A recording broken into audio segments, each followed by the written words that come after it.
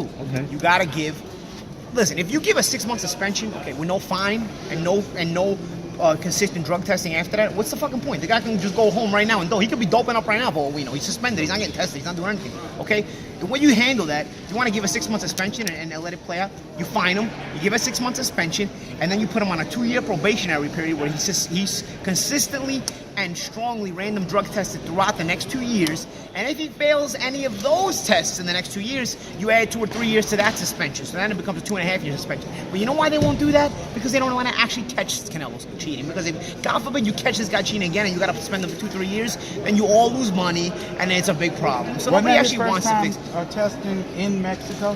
Yes, that's why he missed time the cycle. He missed time the cycle. He didn't expect him to show up in Mexico. You know what I mean? He didn't expect him to come show up in Mexico. He thought like, okay, I'm gonna get to Vegas. By this point, it's gonna clear my system.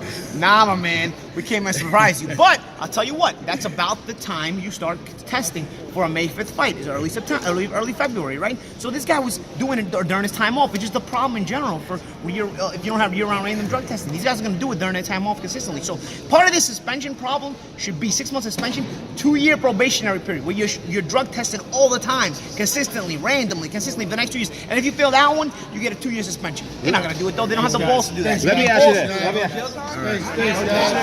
that.